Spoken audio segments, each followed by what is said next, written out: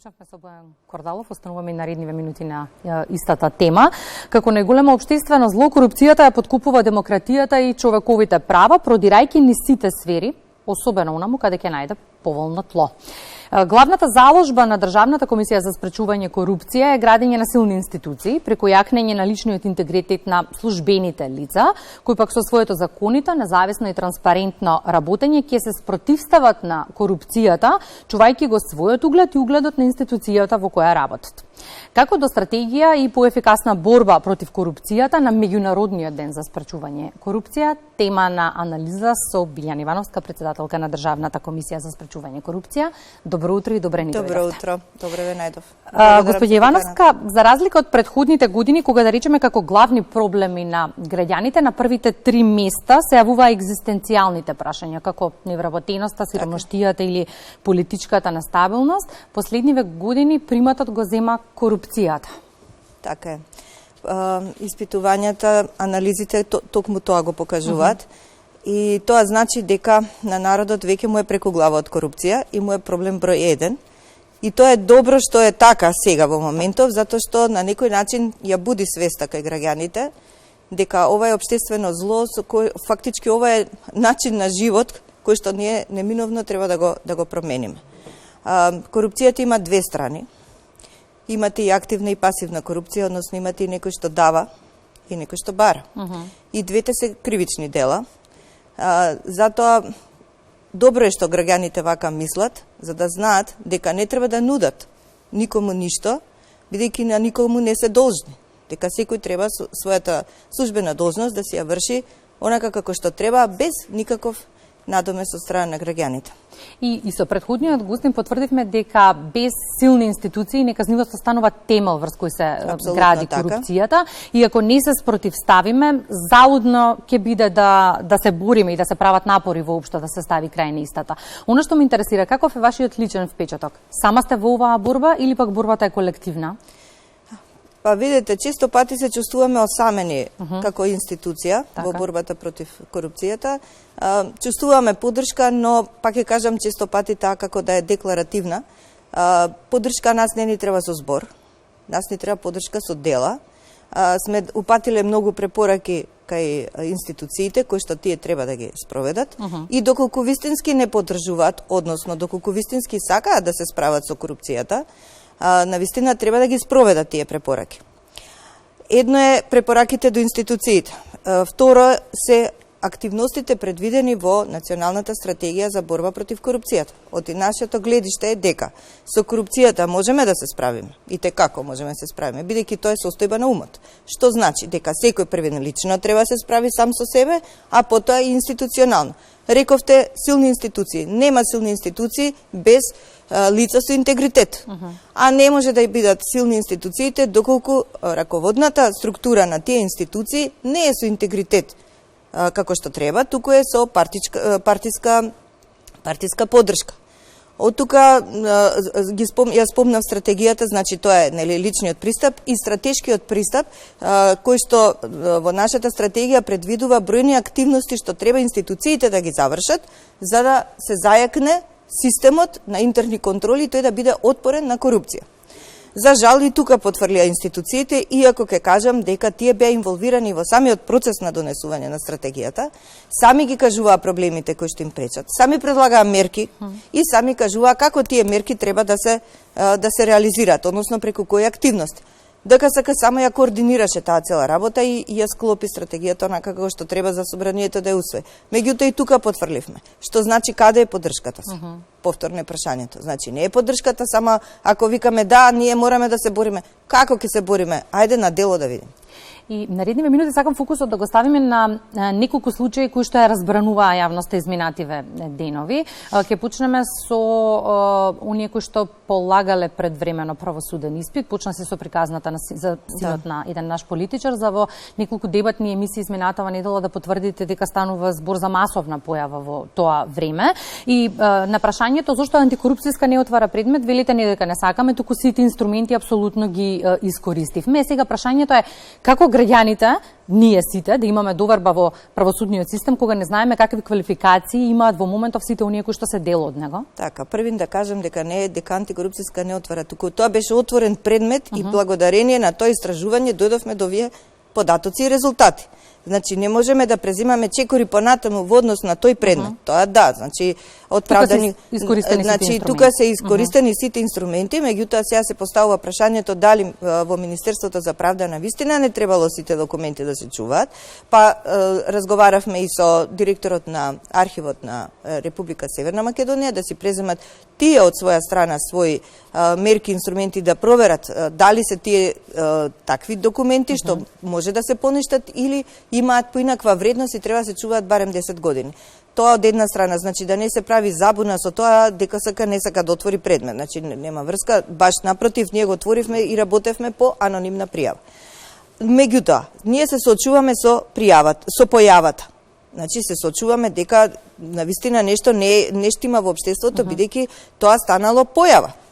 Од тука, нашето истражување понатаму ќе го продолжиме во делот да видиме колку има такви што полагале предвремено, на какви позиции се тие, ќе провериме преку Академијата за суди и јавни обвинители, ќе ги провериме сите документи, од кога е отворена Академијата до сега. Време е да се отворат сите карти. Значи ќе провериме колку од тие што поминале преку таа Академија, полагале предвремено правосуден испит, бидејќи, како што рековте, и вие, и ја, и секој граѓанин. Не можам да му верувам на некој да дели правда, ако тој истиот го заобиколил законот и направил некој шорткат, го прекршил и си дозволил себе си да полага предвреме. И ако антикорупцијска ги искористи сите инструменти, кои се институциите кои што треба да го продолжат ланецот? Значи, ние ќе ги извадиме сите работи на површина, сега тоа ќе биде еден процес што ќе се потрудиме да биде што пократок, ќе ангажираме повеќе човечки ресурси. Значи, од една страна тоа ќе го провериме, од друга страна ќе провериме што се случувало по универзитетите. Бидејќи кажавме, на тој универзитет 449 кандидати во период од 4 години добиле степен на образование 7/1 за поминати 3 години на факултет. Дали е тоа појава во сите универзитети? Значи, од професори, не знам, од истиот факултет, од истиот универзитет кажуваат дека се било по закон. Не е тоа по закон. Значи, токму заради тоа што се злоупотребувало, потоа е носен закон за национална рамка на квалификација. Што значи дека некои факултети не издавале такви уверенија, а некои издавале. Ајде да видиме каде била вистината. Значи, од две страни ќе истражуваме. Ќе го ангажираме просветниот инспекторат да ги провери универзитетите, како функционира. Ние ќе провериме што се случувало во делот на предвремено полагање, дали и кои министри си дозволувале условно речено дискреционо право, бидејќи никаде не им е тоа дозволено, да овозможуваат на некој предвремено, така да на некој начин ќе направиме еден вид на ветинг. Не викам ја дека е тоа класичен ветинг, меѓутоа условите наши наметна ваква проверка се. Во меѓувреме тимот за санкции на Соединетите Американски држави пристигна во Македонија, ќе врши увид на поранишните и сегашни корумпирани функционери.